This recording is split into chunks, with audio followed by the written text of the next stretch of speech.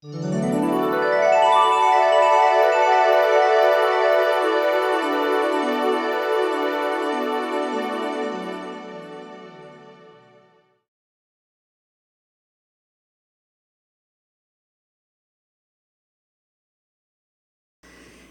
you, John. I told him when he said he had to put the mic here, I said, I designed this whole outfit so that this necklace would be shown off, and now he's clipping the thing to my thing, and I'm just not happy about that.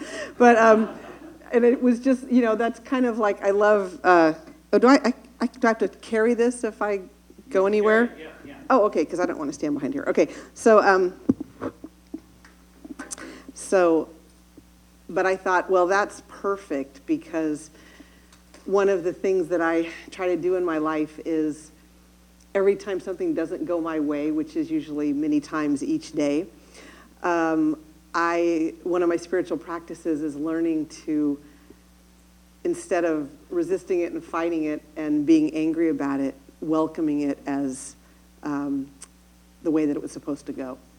And that's a really backwards way of thinking for someone who's a business owner and someone who likes to make things happen.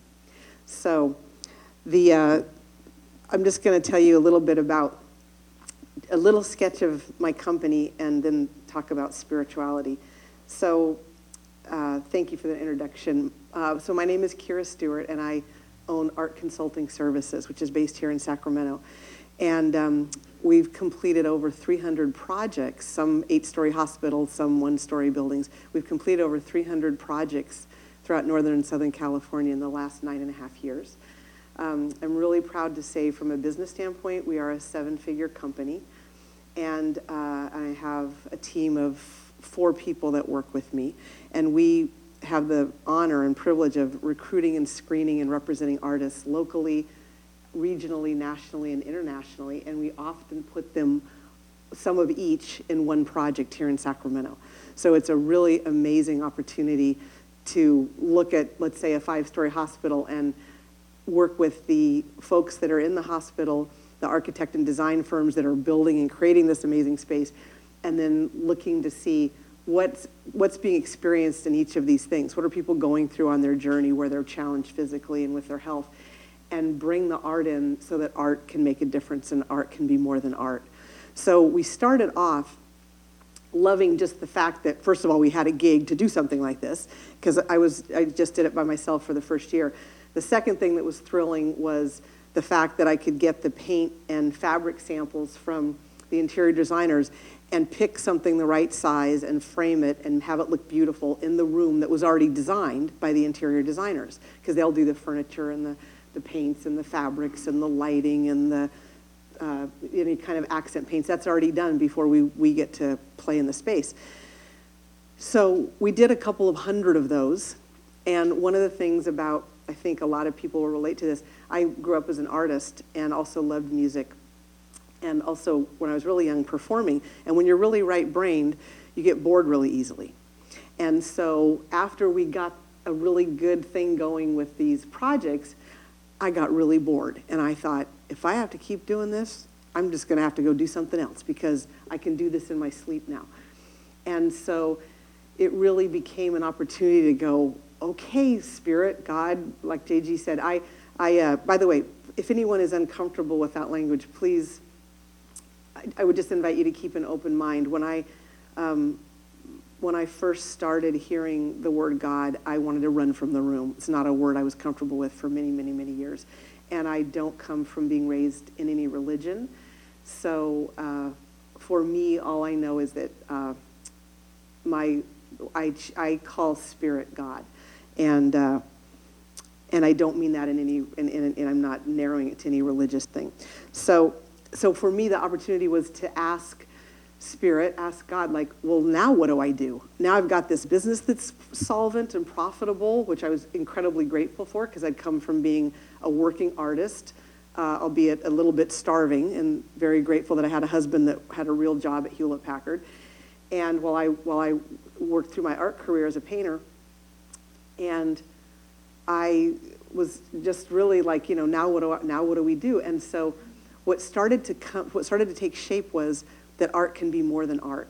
So I'll give you a couple of examples. One of the things I'm really proud of is in Kaiser, the project manager has a mental health clinic building where outpatient mental health services are provided.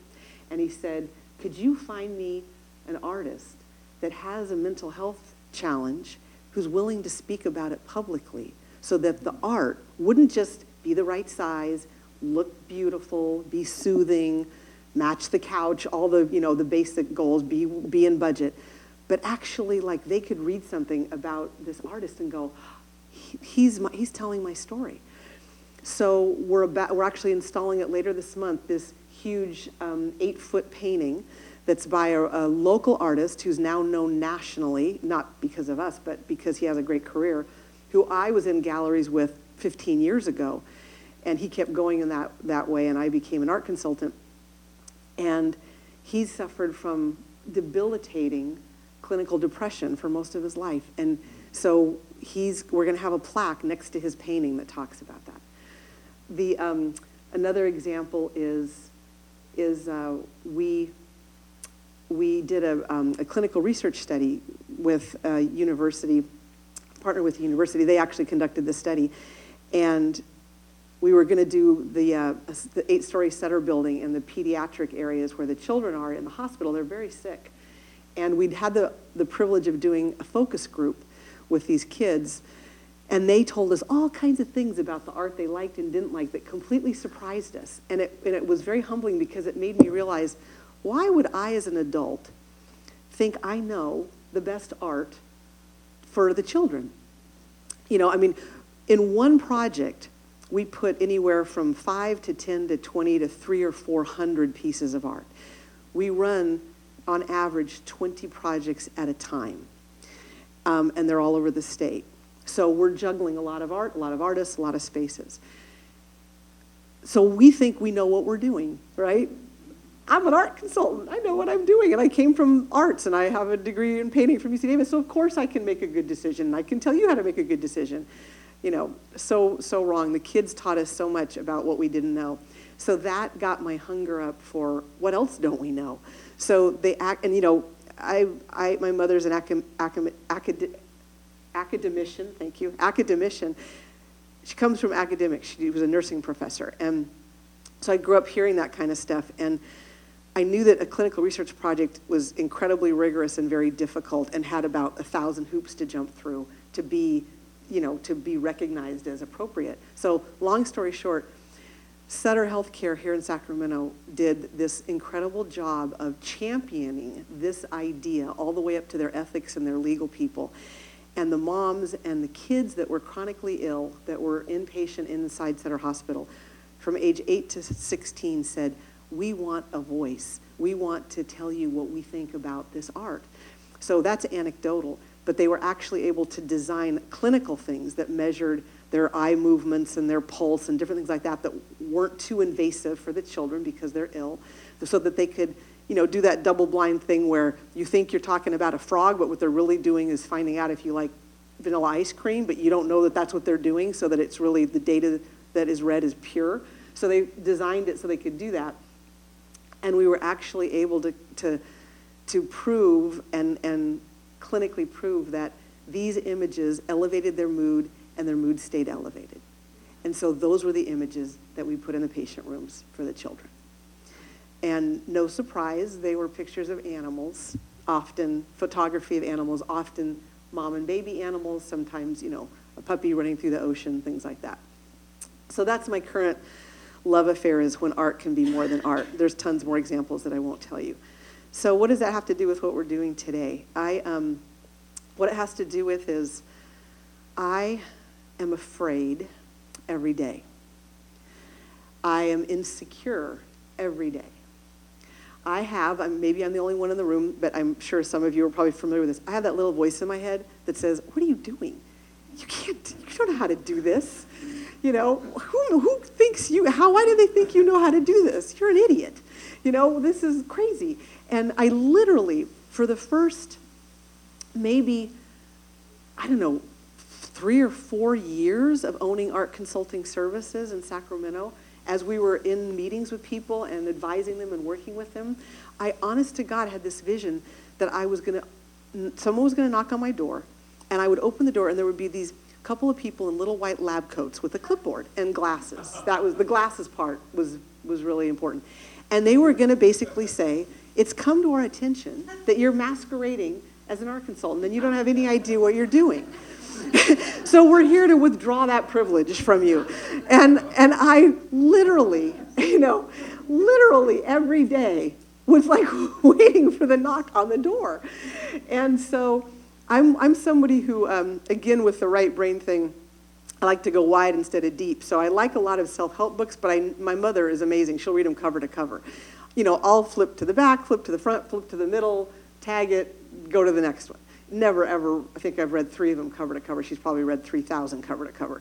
So I saw this book, and it says, Feel the Fear and Do It Anyway. Never even opened it. The title was plenty. I got the point. I was like, it's okay to be afraid, and you got to do it anyway. I'm like, I'm good. Okay, next one. So that was, I was off and running. So over the years, I feel like, I love the, Bernie Mac, some of you know, is a comedian who's since unfortunately passed away, but he has this line in one of these movies that I love where he said, dress for the job you want, not for the job you have. So and then there's that Marianne Williamson and Nelson Mandela say things like, we don't dream big enough, especially women. We don't dream big enough. We just don't dream big enough. And so it was like on a shoestring, a prayer, and a whim to start my company. It was also on a shoestring and a prayer and a whim that 12 years before that I had quit a really, really lucrative corporate career to go back and start being an artist again, because I missed being an artist, and that's what I had studied and that's what I had gone to school for. But I didn't want to be a starving artist, so I went back and was an artist. And at the time that I left the fine art world and opened the art consulting services, the gallery in town that represented me here in Sacramento sold 80 of my original paintings in the last 3 years before I left. So I was starting to get some traction with that, and that felt really good. But art consulting just felt like what I was, one of the things I was born to do, and I love it. So why am I afraid every day? Because I'm insecure, and I listen to the voices in my head, and they always tell me I did it wrong, I didn't do it well enough, good enough, fast enough, and it nitpicks. And I come from a lot of perfectionism, which means if you invite me over to your house and the goal is we're going to clean your whole house, I will clean your whole house. And then at the end, 7 hours later when we're sitting there, I'll notice the spot I missed. And typically what my life would have been like was beating myself up that I missed the spot, and then that's all I would think about that night and the next day. I wouldn't think about the 3,000 things that we did right in cleaning your house. I would remember the spot that I missed, and I would berate myself for it. So that's a good definition of perfectionism. I didn't know I was a perfectionist. A perfectionist is like water and fish. They don't get it at all. And so water and fish means that I was the last person in my life to know I was a perfectionist. And then there's this thing about self-love. And self-love was like the God word to me. It was like, ugh, I am so in California right now, right? I'm living in California, and we're talking about self-love, and I'm never, ever, ever saying this to any of my business people, because it was like I had my life that was all about spirituality and therapy and trying to figure myself out and be happy and find some peace of mind. And then I had this, face you put on in the business world and be successful. And part of integrating them for me is daily practices. So I'll just share some of my daily practices with you. Thanks, RJ. My daily practices are I meditate for 30 minutes every morning. It was suggested to me by someone I really respected that I actually practice getting on my knees morning and night and praying and giving thanks. I was not raised in a church. I was not raised with anything like that, and that gave me the weebie-jeebies. And I argued with them, and I said, whatever I believe in, which I still can't figure out, does not need to be on my knees. That's subservient. That doesn't feel good. I'm sure I can talk to them in any physical pose, and spirit or God will hear me. And they said, oh, no, it's not for God to hear you. It's for you to start to learn some humility, and that spirit is bigger than your little person. And so I do that. I read morning devotionals. And I also, one of my two favorite tools I'll share with you that I think might make a difference are, I learned to chase things bigger than I was qualified to hunt. And what I mean by that is, I met a CEO, one of the CEOs at Sutter. I got to be in a meeting with, there's a lot of CEOs, but I got to be in a meeting with this guy. He's actually a CEO of 2 of their organizations. And he was the most visionary leader I'd ever seen. And I was struggling with some management struggles. It took me 1.5 years to get him to have lunch with me. And I had been keeping my list of questions for John for 1.5 years. And then when we had lunch, I had 2 hours of him where I got to just pepper him with every kind of question I had about leadership. So I dream big, I stretch myself, and I ask people for things that I think they'll say no to. And I constantly look for my heroes to be my mentors. And I go way out of my way to chase them down and find them.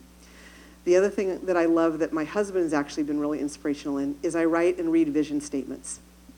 And what I mean by that is I have a head that will tell me every day, like I said, that I didn't do it right or didn't do it big enough. And what I'll do is my head will worry whatever I'm worrying about. Well, if you study Deepak Chopra or Wayne Dyer or anything metaphysical, that means my brain's spending time thinking about that and digging more grooves about it. So I have to give it a new thought. I have to give it a different thought. So I'll just read you a couple. We're about to hire someone new at our company. God continues to draw to us only those who support and affirm our vision and who are our God-sent team. Only bigger, better, and greater is on the way. With God, all things are possible. God supplies all of my needs. With wanting to work part-time, dare I say it out loud, I do work part-time. My business keeps growing. I am very blessed to have an amazing team and I keep giving them wonderful opportunities and jobs, and I get to work less and less. And so my vision about that was I represent us selectively and lovingly in the community, and new partners, projects, and prosperity continue to flow in regularly and richly. There is really very little I have to do. That's what I say, that's what I pray. And it keeps happening. The trick about writing vision statements that my husband and I have learned over the years is write big, write your dream, and write how you want it to feel. John and I now have a stack of our old vision statements because when we wrote them, they were ridiculous. And when we put them aside and wrote a new one, it was because that one was a statement of fact and we no longer needed to read it. And that happens over and over and over again for us. So I've been with the same man for 24 years. Who could relate to that? Okay, you have to work at it after a while. So I wrote an affirmation or a vision statement. John and I are goofy, ridiculous with each other, playful, adoring, affirming friends, soulmates, and beloveds. We love snuggling, spooning, naps, lovemaking, sweet kisses, and patio time. We love seeing each other's dreams and visions come true, and so it is. So I have 1 minute left. Anybody want to say anything or have any questions? Thank you for letting me be part of your day today.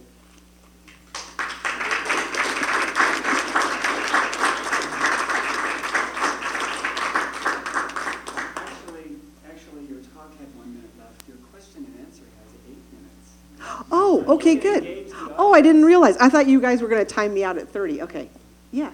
I wonder, when you say that the vision statements you wrote were ridiculous, you set them aside and then you wrote something else, you mean the visions originally were ridiculously small and they manifested quickly so you didn't know?